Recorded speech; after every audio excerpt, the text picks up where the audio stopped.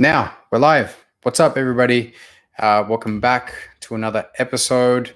Today I've got an awesome guest. I've got Rory MacDonald, Rory the Red King MacDonald.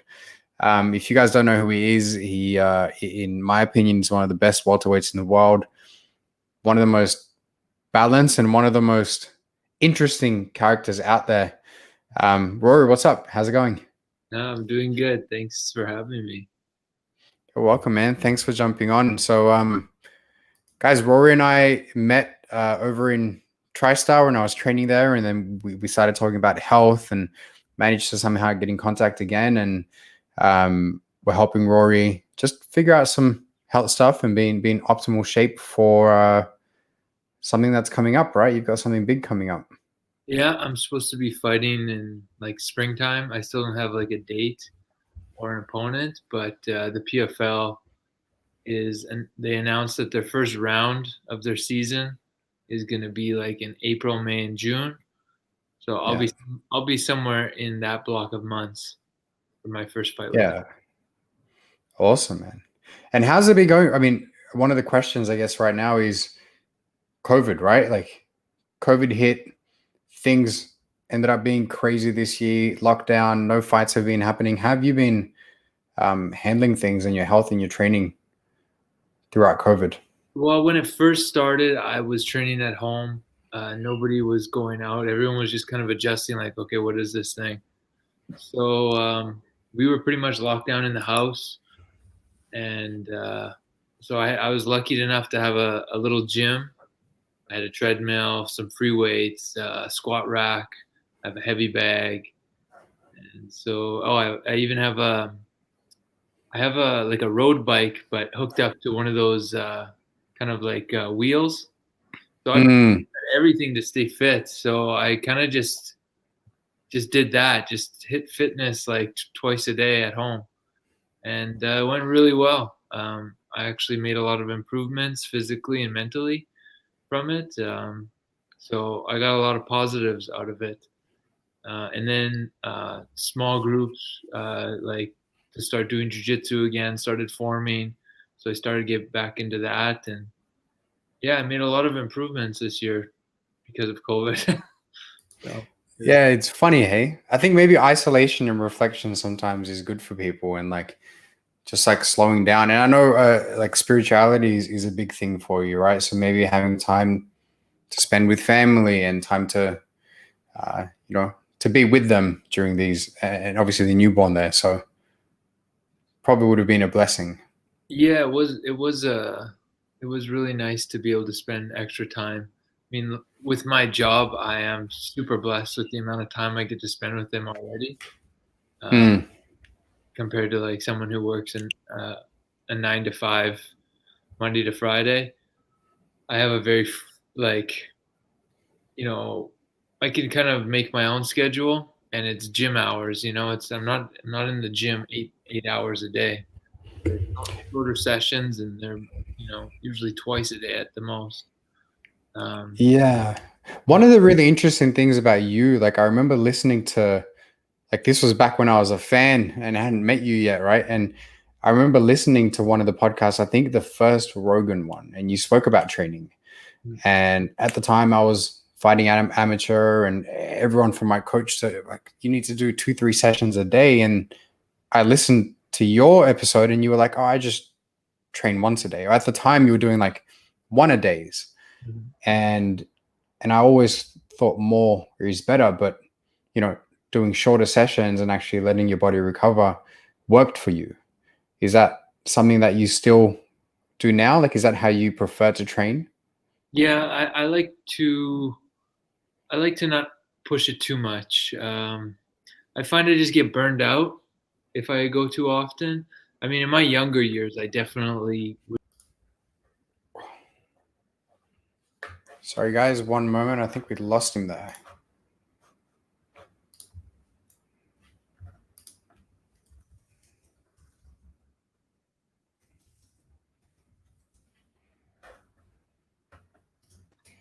Got you back. Okay. In your younger years, you were definitely. I would say that I was training a little more just because my body could handle it. Um, But even then, I kind of had the same philosophy. I would train when I was feeling strong, or um, I guess motivated is not the right word, because sometimes you're not motivated, but you should still be training. Um, I guess like passionate, because I feel like when I'm in the gym, I should feel a connection, or like a hunger for learning or making improvements.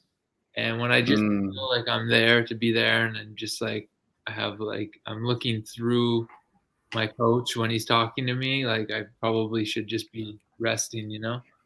Um, so as I'm getting like in my 30s now, I definitely I've definitely noticed that recovery is almost a bigger thing I need to focus on than training hard all the time.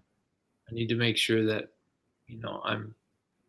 I'm feeling really good, for whatever workouts I have planned, rather than just getting as much in as I can, because I feel like I don't I don't let the knowledge, I don't let my muscle memory, like it doesn't soak in like a sponge as much, mm, where I'm ready and hungry and motivated to soak that knowledge in. I find I improve way faster. That's what I've seen with myself anyway. Because I've done both. I mean, I've trained like side by side with George for a very long time. He kind of like took me under his wing, and I just shadowed him. And he has an insane work schedule, like work rate. He trains so much. Nobody could keep up with him, and I did my best for as long as I could until my body broke down and I ended up getting surgery. But I couldn't keep up to that kind of pace that he keeps up, like consistent work all the time, 2 a days, 3 a days, no days off. Um, I just didn't recover like that. Nobody does. Um, so I've found that when I was doing that compared to the way I do now, or I have consistently for a long time, I make far more improvements when I kind of do things on my own schedule, I guess. I still got to be disciplined. I'm not saying you got to slack off and train 3 times a week. That's too little, but yeah. Yeah. And I mean, you had your aura ring on there, right? And when we spoke a couple of weeks ago to talk about your health and recovery, we were saying, maybe let's track your readiness, maybe let's track your sleep and see how you feel. Um, because I think that's super important, like turning up to the gym wanting to be there rather than kind of dragging your feet and be like, man, it's just another day. And there are some things you have to do, right? Like you've flown in a sparring partner and they're there for a week and you need to get your sparring in whether you feel good or not, right? But for the most part, I think, it's funny because George also kind of burnt himself out over the years. When people look at athletes, they think, because we do sports or because you train so much, you're inherently healthy. But actually, you put your body under immense stress, Mhm. right? And it can stimulate those kind of autoimmune reactions if that's what you're predisposed to. Your gut can be out of whack because you have more stress going on and less sleep. And like we were saying when we were talking, that you you actually want like 10 hours of sleep a night, right? Like Yeah, to do 2 days in heavy sessions, you prefer 10 hours. yeah. Pretty much 2 a days or 1 a days. I like 10 hours of sleep. Like Yeah. I just feel better like when I have a long sleep. But I mean, this will be my first night sleeping with this, so it'll be interesting to track this month and how I'm feeling with what it says. It's going to be interesting to get that data. Yeah, absolutely. It's good to look at those averages. Rory, what do you eat, man? Like there are so many different athletes out there. Like you've got guys that go vegan and vegetarian and plant-based and carnivore. Like what does an average day for you look like? I'll have like a smoothie in the morning. Usually consists of like a banana and like a lot of blueberries. I'll have almond butter in it, almond milk that we make ourselves. I'll put dates. and what's the other thing? Like flax powder. Oh yeah, yeah. I'm forgetting the other thing. There's another like powder that I put in it. Let me just go look. A protein powder or something. No, it's not protein powder. It's collagen. Ah, okay, yeah. And so I have that every morning. And for a long time, I was drinking a lot of espresso in the morning till recently, like I was telling you. So I'm off any caffeine. Actually, today I just had an Earl Grey tea, so that's my first caffeine in like over a month. But just a smoothie in the morning. I train because I don't really like to eat a lot before I train. So I'll train like after that. Lunch will be something like salad with like some kind of meat, like whether it be like fish, chicken, or like a red meat. And then if I'm doing a 2 a day, I'll train in the evening, and at night I'll have something similar. Like vegetables with like a carb, some kind of healthy carb, and a meat. Yeah. But if I'm only training once a day, I usually only eat a meat once. I've been trying that lately, just to kind of cut down on the meats. And um, yeah, I've been just trying that lately. And I've Yeah, awesome. had more fish into my diet lately. I have eaten a lot of red meat in the past. I'm a big fan of steak, so just trying to cut back on that as well. Yeah, for sure. I mean, one of the the most common nutrient deficiencies for everybody is omega-3, right? And so we get all this omega-6, which is found in processed foods, and then we don't have enough omega-3 to balance it. And so seafood and fatty fish like salmon and eggs, particularly for athletes, if you want more, because you're creating so much inflammation when you're exercising, Yeah. especially when you're like sparring and grappling. Like if you think about grappling, your muscles are literally being grinded into the mat, right? Like somebody's on top of you, and you create lots of inflammation. And so increasing seafood and omega-3, some people supplement with an omega-3 supplement. That the stuff is all helpful. Yeah, I have Um, supplements. I take vitamins. I got an omega-3 one. I yeah, didn't mention that like in between my meals, I also like snack too on like fruits and like nuts. dude, nuts are so dangerous. I go through like a bag of cashews, and you're like, "What have I just done?" Especially like the trail mix ones, which currently are filling my pantry. So I don't go to like, the raw almonds. I'll go to like the mixed bag of like all the. So They're dangerous. They're really dangerous. Man, I've got some questions here from some of the fans, and I think the first one's really good, and it's from Joey. Joey's a police officer from Vegas. Yeah. He also trains jiu-jitsu, and he's one of our patients.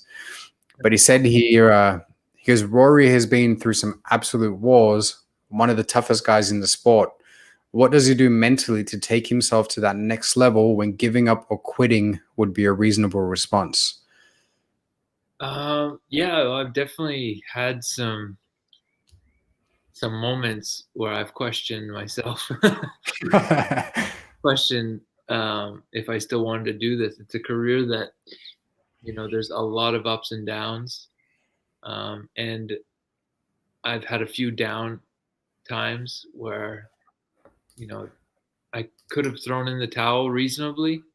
No, I don't think anybody would have. A lot of people actually have in the past have told me to retire, even like family. But at the end of the day, I have a passion for this. It's what I believe God put me um, on this planet for at this time in my life, because it's not, obviously my full, lifetime, this career. But for this, for my career right now, at this age, I feel like this is what I'm meant to be doing. I have, I feel like God has equipped me with skills and a natural ability, a passion that is inside of me, and a goal to reach that I haven't fulfilled yet. So I'm striving to, reach that goal and to extinguish the fire in me for this, for the sport. Yeah, absolutely. I mean, it would have been reasonable for you to retire and nobody would have questioned your toughness or character after the first and or second Robbie Lawler fight. Do you know what I mean? Like those fights I think are memorable for many MMA fans, especially me. So yeah, there would have been no question if you decided to call it at that point in There was time. a couple fights for sure. I mean, the second fight with Robbie was a hard one on my body and mentally with what I was going through, but I was still very hungry. There was really no doubts in my mind at that point. But there's been a couple. I mean, my after my fight with Douglas Lima, I was like, that was one of my worst injuries that took me the longest and was the most painful. So I had a lot of time on the couch after that one. Hmm. A lot of mental warfare was going on at that time. I had a really terrible performance against Mousasi, fighting on zero interest, and then another. I ended up, kind of stepping deeper in my faith, and was torn between my faith and my career because it was violent, and having to come to terms with that. Over some time. So there's been some times where I definitely questioned if I should be doing this, but Hmm. right now I'm definitely I'm focused on doing this and doing it well. It's Yeah. not a place. It's not a fun place to be in this sport when you're half in and half out, or not sure if you want to stay in it, because it's you got to be ready. There's a lot of cost to being half in and half out. You could get hurt pretty bad, and I've felt that. It sucks, and the Hmm. downer that comes with it for months after. It's not fun. I don't want to deal with that. So I'm Yeah. happy to be hungry and focused again. Yeah. I mean that Douglas Lima fight and the interview after it where people were like, what's Rory gonna do? And like what does he mean? What I took away from that was this is a difficult sport. Like it's really, really difficult to want to turn up to training every day and then to go in, and it's really heartbreaking when you lose. Like nobody wants to lose.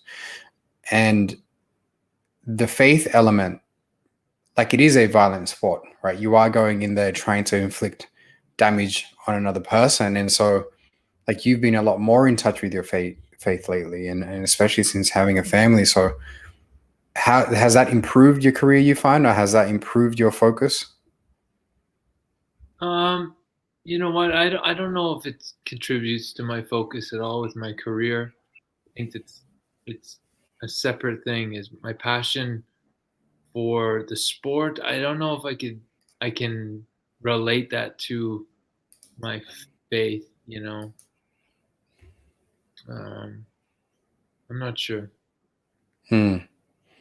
Do you feel that it's improved your mindset, like as a general, as just a human being? Yeah, my personal life is there's there's no comparison. I was living a toxic life. I had a toxic mentality before, um, and I was just I had toxic relationships with people everywhere I went. I was just I was hard on people, and I was living in darkness, and I have to give thanks to God that He changed my heart, He changed my mind, and it's still changing me. I mean, there's still a lot of things that I'm working on, and God's working on in me, and Hmm. becoming a better person, and you know changing the things that I've, you know, my flesh is, kind of adjusted to over all these years. But that's the wonderful thing about Christ, is he can actually make change in your life and make your life better. So I'm very grateful to God for, you know, that, my experience with him. Yeah.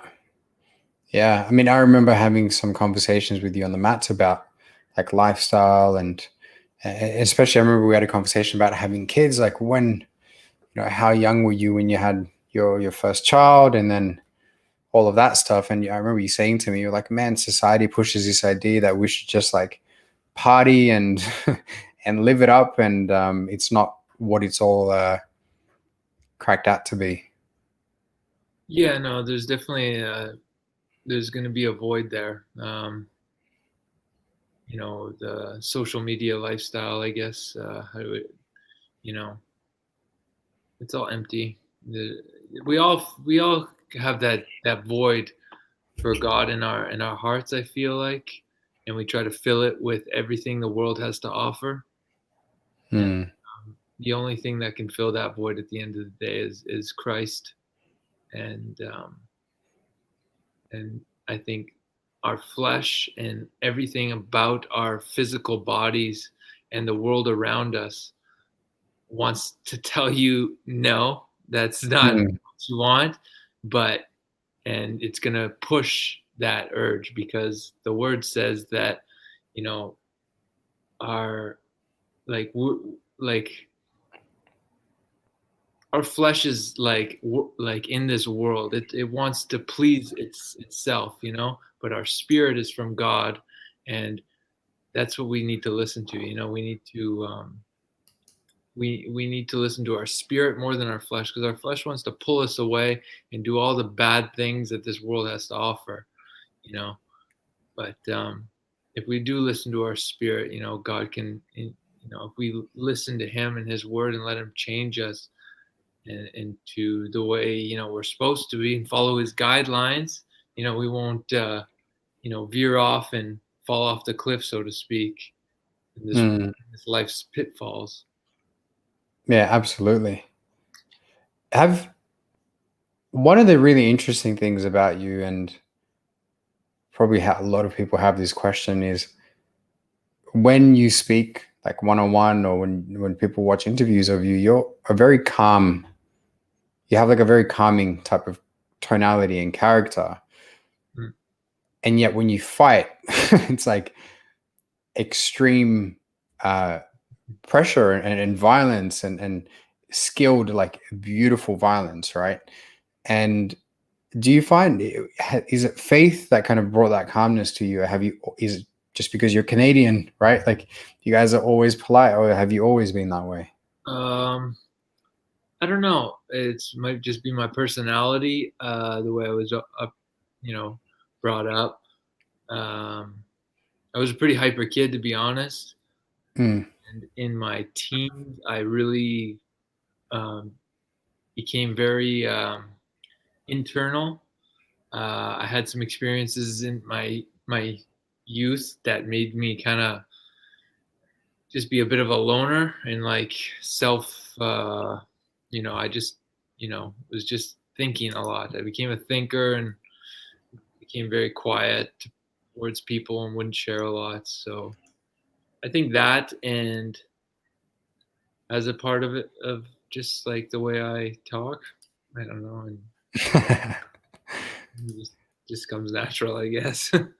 it's actually really cool, and it's really cool to see, especially how MMA has, it really has changed in the last decade. There are characters in MMA where the more, it's almost as if the more loud you are, the more disrespectful you are, the bigger your platform is. But it's refreshing for somebody who is a martial artist, and for a lot of people out there, to see the Rory MacDonalds, the Khabibs, the Fedor Emelianenko's, the quiet, uh, extremely skilled people who speak with their skills and not with their insults, so to speak.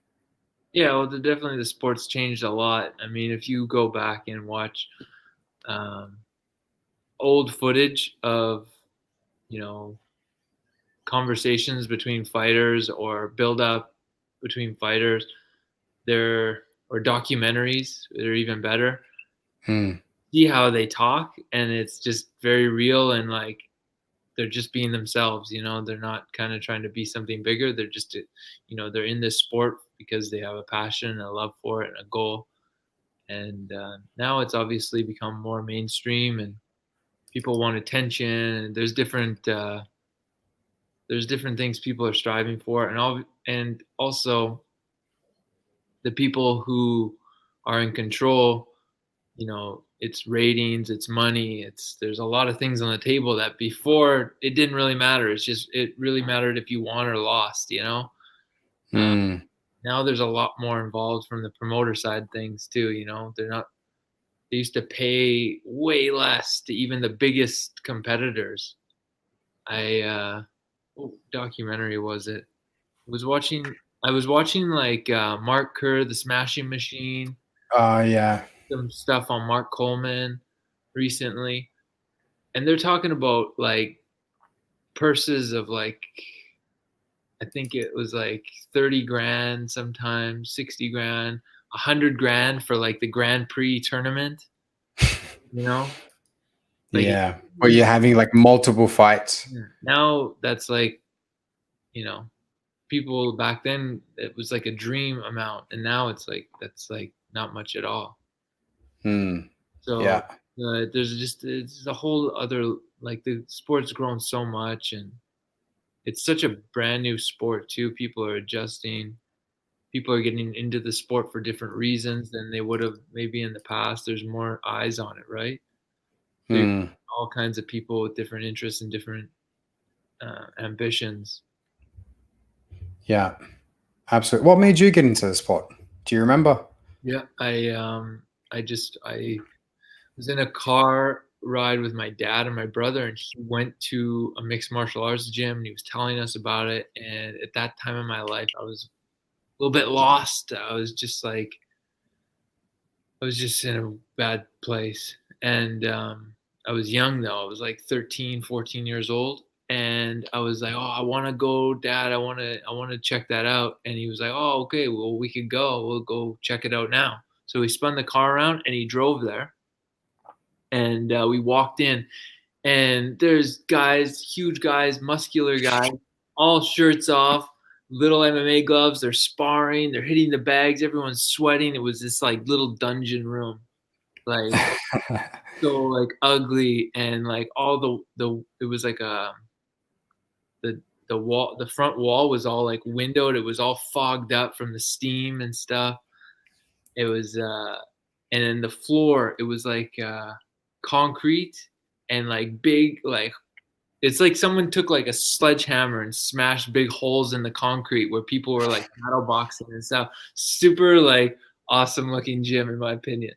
And it was just like a hardcore gym. And I was stoked when I walked in. And we went and talked to the coach and owner, Dave Lee, who is like my first coach and still is my coach and stuff, and best friend. But we talked to him, and he was like, "Yeah, so basically you could come check out the class that starts after this is the professional fighters. They're just getting ready for fights. So come back in like a half an hour or whatever, and the classes will start. Just bring like a cup and whatever, and we'll lend you the gloves you'll need and whatever." So I did. My first class was no gi jujitsu, and then it was like kickboxing and boxing and stuff. So I did that, and as soon as I left, I knew in my heart that this is what I was gonna do for my life. Like this is what I want. I already knew. And then I became insanely addicted to finding out as much as I could about the sport. I was watching it whenever I was home. I was on like the computer looking up videos, watching old fights, researching. And whenever I wasn't there, if I was at school, I was just imagining different moves, and I was there as much as I could be at the gym, and I would stay as late as it would allow me to every day.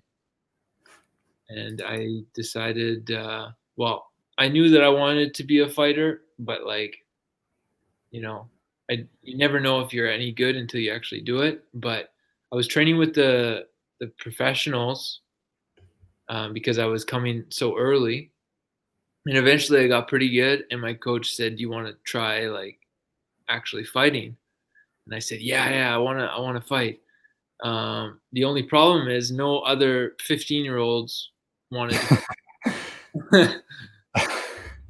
So we ended up trying to find like kids my age that wanted to fight, and nobody wanted to. I didn't want to fight amateur. I wanted to fight pro rules, and so we had to find older people to fight. So my first one was I think he was 18. I beat him. Then I fought like a 21 or 23-year-old. I beat him. I just kept winning and fighting older people. I ended up fighting Jordan Mean though, like a few fights in, and he's the exact same age as me. So I actually fought him when we were both 16. Oh wow! And you beat him, right? Submission. Yeah, I beat him. But Wow. actually, we did come across another kid my age that wanted to fight. Jordan's another old school hardcore guy, so that was fun. Yeah. Yeah. Yeah, I mean, it's amazing how young. I remember like looking at your record once. I was like, man, Rory's like he had some of these really big fights when he was really young. Um, it's really impressive. But one of the things, like, I'm glad you said your first class was a no-gi jiu-jitsu class because I wanted to ask you about that. Okay. When I rolled you, you would do things that MMA guys don't do. Like, I feel like when it comes to jiu-jitsu, there are MMA, there's like the standard jiu-jitsu for mixed martial arts. It's like, single leg, double leg, get to half guard, pressure pass, get to top. And that's like the sequence of moves. I guess it's more of a wrestler type of thing. But I would roll you, and I remember one time you just like inverted for a leg lock, and I looked at Faraz, and Faraz looked at me, and he kind of just laughed, and he was like, "You didn't expect that, did you?" I'm like, "No, I didn't expect that."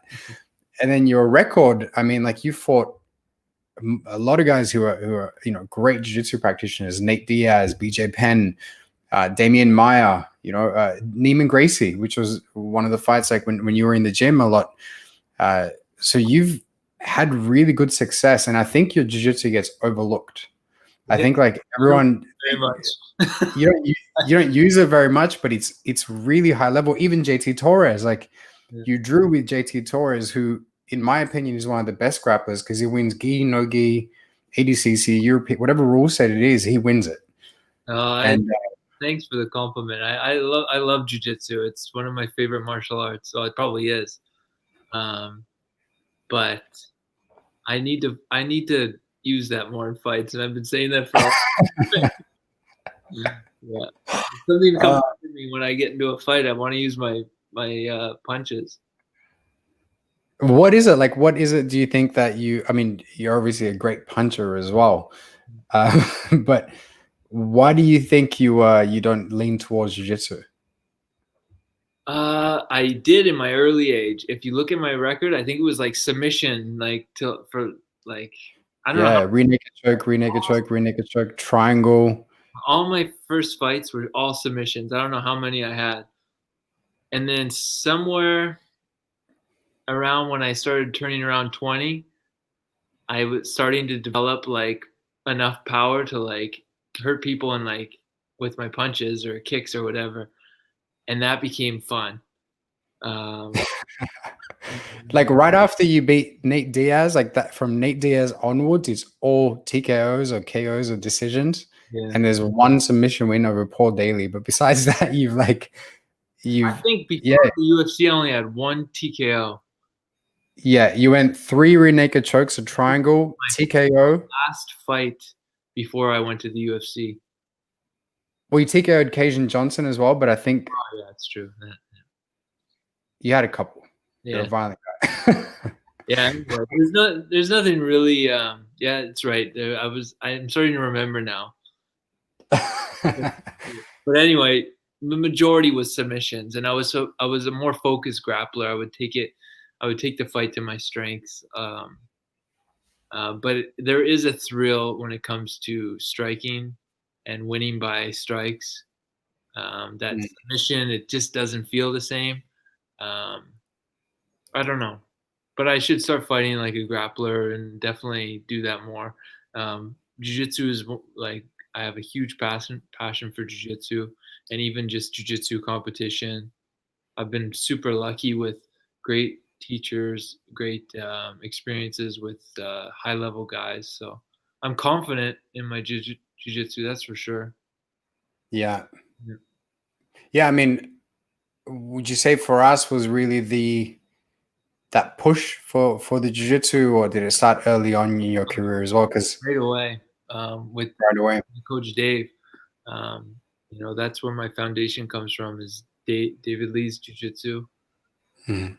Um, Obviously, Faraz is a totally different side of the spectrum of the style that than Dave, but I find they complement each other well when I'm just rolling jiu-jitsu.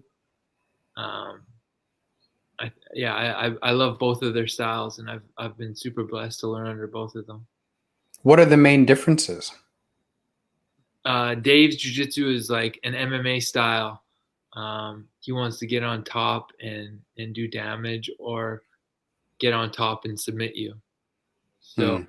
it's he there's no sizzle and all steak, as he likes to say.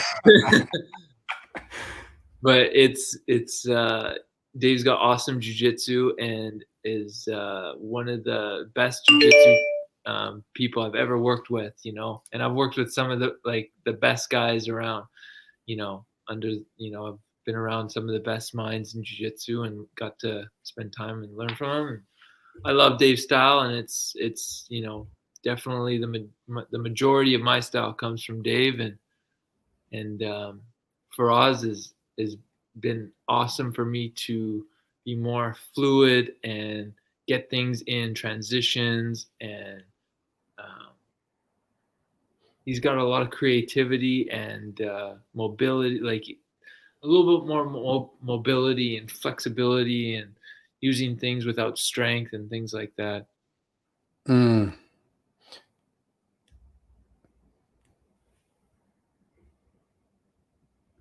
Guys, it looks like we had a little connection issue. Sure, we'll get Rory back in just a minute. I got booed. Got you back. Yeah, I don't know what happened. Where did you lose me? All good. We're talking about Faraz's mobility and fluidity. Yeah. Yeah. So his style. It's more, you know, I've learned a lot off of my back to be dangerous off my back and in transitions and things like that. It's hard to put into words exactly, but they're definitely different styles. Every class, I haven't Well, found I haven't found anyone that teaches like Faraz. okay. It's like a seminar every class I found, and he's very, very fluid. And I remember like when you did the inversions and stuff, and I'm like, man, like I didn't think an MMA guy was gonna because there are things like rolling George is different because I know what George is about to do, but I can't stop it anyway. Like I can I know the sequence, but I can't stop it. And with you, it was different. It was like I don't know what Rory's going to do next, and that was the main difference, like in the styles there. I definitely try to be creative when I'm rolling. I especially when I'm rolling with new people. I like to try new stuff, and add new things to you know, because Faraz has got so many different new things, these tricks and stuff he's learning from guys that are coming from New York, and there's always so much knowledge with the jiu-jitsu coming, and so I like to play around with new stuff. But when I'm rolling like hard against another competitive guy, I'm gonna stick to my bread and butter, the stuff that I know that I've trained hard at, because I'll just get frustrated if I try to do like new stuff. Yeah, the all steak no sizzle. Yeah, Well, or just like new things I haven't really perfected or don't know if they're gonna work. If I try that on like a guy like George or like Alex Garcia, they're just gonna like make me frustrated. Alex is another guy. Hey, like he's so strong. Yeah, Uh, it's not fair. yeah, it's not fair how strong Alex is for sure. Yeah. Yeah. We've got a couple of people commenting there saying, this is awesome or is a legend. I have a guy here, David Garcia. He says, tell him his fight with Lawler was hands down one of the best fights I have ever seen. And I've been watching fights a long time. That fight will never die. Thank you very much. That's pretty cool. I remember actually the thing that was a turning point for me was when you beat BJ Penn. Because at the time I was like, BJ was like my favorite fighter. And I was like a teenager. I was young and I was like, BJ's the guy, like he's a jiu-jitsu guy. And then you came along and you beat him, and I'm like, oh, I like Rory. I don't know if I was rooting for you in that fight. I can't remember. Most people weren't. Yeah, most people weren't. When I Yeah. remember everybody was booing me and everyone hated me, and I was very bitter about it. What's your, like, you've had a lot of moments in the cage, right? But do you have maybe a favorite moment or a couple of moments that stick out to you? Walking out to the Nate Diaz fight, there was like 55,000 people in the arena. That was insane. I thought that was like kind of like I don't know. It was like something out of a movie. Like I couldn't really think it was hard to imagine this was real. There was so many people. It was so vast, and like in the adrenaline of the moment. That was a big one. Fighting Carlos Condit in Vancouver was pretty surreal as well. I remember when I walked out, I was new to UFC. It was my second fight, but when I came out, it sounded like it was like the biggest title fight in the world. The insane. I couldn't hear the guy next to me talk to me, screaming in my ear. It was that loud. So I was freaking out. I've never experienced anything like that. Before I was fighting in like tiny little like event places, that would seat like a couple hundred people, sometimes. I had no expectation that I would have any cheering at all. And then the crowd went insane. And I remember just losing my mind. The adrenaline dump was bigger than I've ever experienced. My coach said in the corner, my eyes looked like solid, like my pupils looked like I had just done like a line of coke. He said they were all dilated. I was like, "Nah." Yeah. So it was pretty crazy, man. That was an insane moment. I ended up losing that fight, but incredible experience. Mm, What else? My first fight was very memorable. Things like that. yeah. Yeah, man, it's definitely a career. Like it's been an amazing ride watching you fight, and I think a lot of people, like everybody, you know what, like Rory, when you talk about Rory MacDonald amongst other fighters, it's a lot of respect, right? A lot of, I guess, mutual respect. One of the guys is asking, what made him want to go up to middleweight to fight Mousasi? Well, when I came over to Bellator, I kind of wanted to, I don't know, like make like a big splash there. I had a bit of, how do you say it? I was just being a dick. I was, I was, I had a lot of like issues coming off the loss with Lawler, and I was just living like I was saying before. I was just kind of like just dark a bit, and I was talking like, oh, I'll move up to heavyweight, I'll fight everyone. I had a bit of an edge, and I just wanted to take on the world kind of attitude. And so I was saying that I wanted to be in a tournament, and they had a heavyweight tournament. So I said, put me into that. So it kind of like all that talking about it kind of threw my hat into like going up in weight classes. And then time passed, I ended up, changing, my philosophies, and, my edge kind of, taking on the world kind of went away. But, what I said was still, out there and somewhat still pretty fresh, a couple years Mm, later. And I had beaten um, Douglas Lima. I was the welterweight champ, and Mousasi had just come over, and he was the champion of middleweight. So it was an opportunity to have somewhat of a super fight in Bellator, champion versus champion. Big opportunity. So I took it, and it was just really bad timing on my part. I just didn't. I just had too many things that was taking precedence in my life, and didn't show up to that fight, and I got absolutely steamrolled. And mm. it's embarrassing to even watch that fight because I know that it wasn't me. And I even when I lose, I usually put up a fight.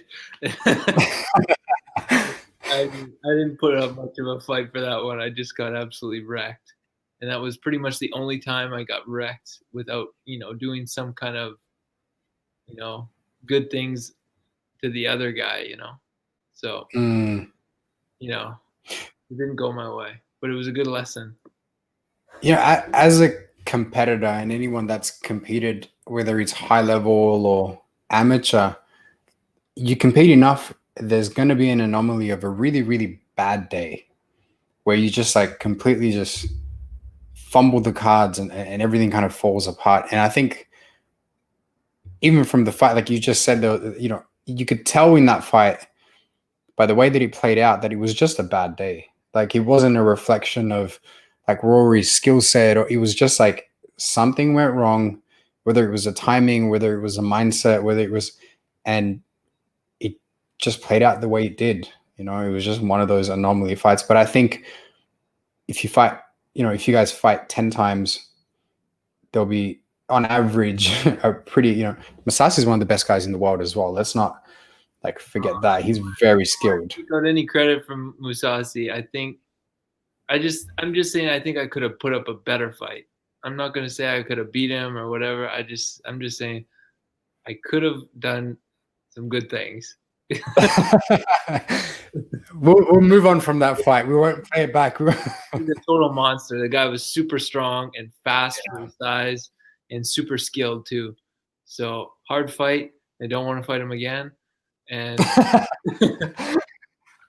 we'll Yeah. move forward. We'll stay at. Do you ever have any? Have you ever considered moving up to middleweight again, or? No, not after that experience. Those guys are big, man. Like it's. I'm not that big either. Like right now, I'm 185. Yeah. And I don't, those guys are cutting weight to it.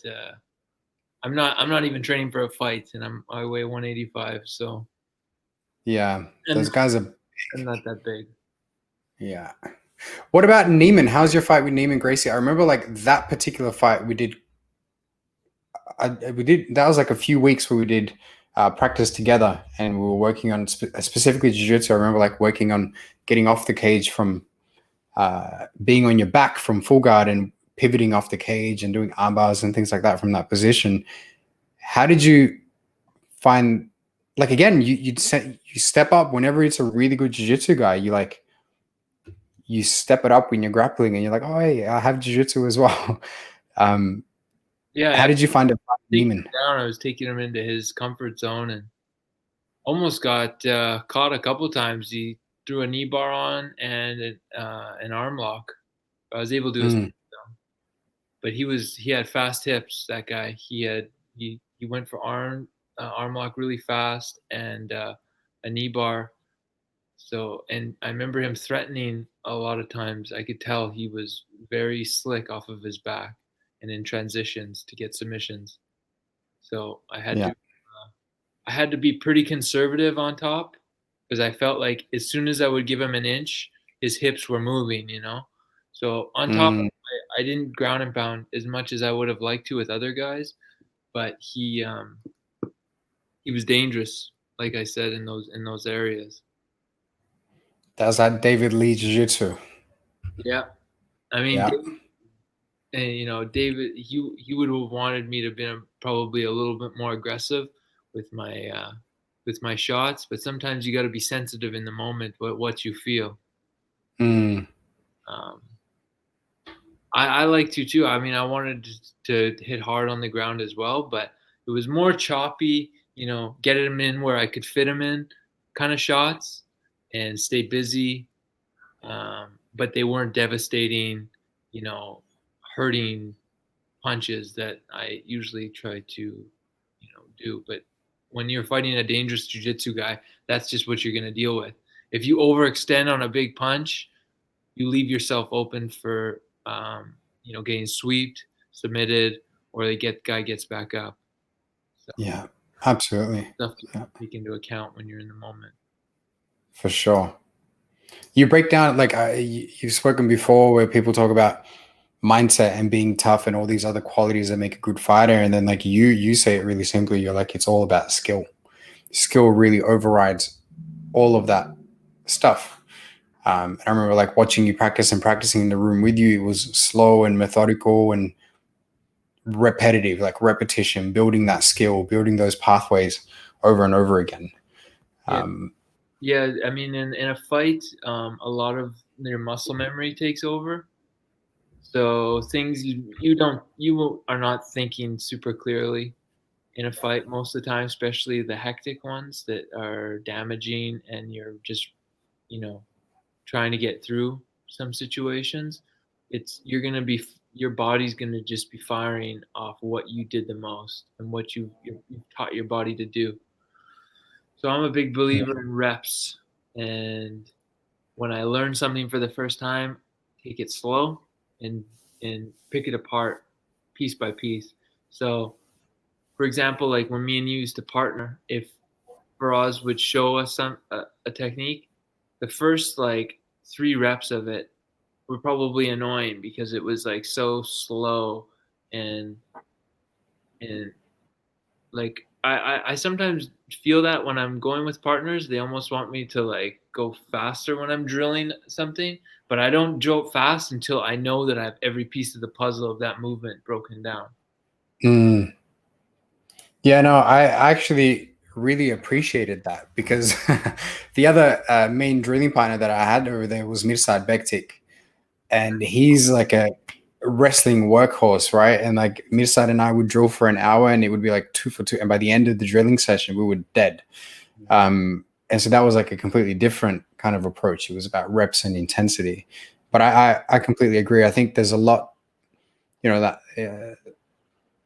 smooth is fast, right? Like pick up the entire movement. It's harder to do things slow than it is to do them fast.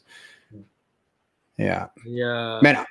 like I feel like the intensity I can get that somewhere else, like Mm, sparring in the conditioning or in another scenario. But when I want to learn something and let it sink in, that's the way I have to do it, or else because I've done it that way too, where I just rep it hard right away, and it ends up just being lost in the shuffle with 1,000 other techniques.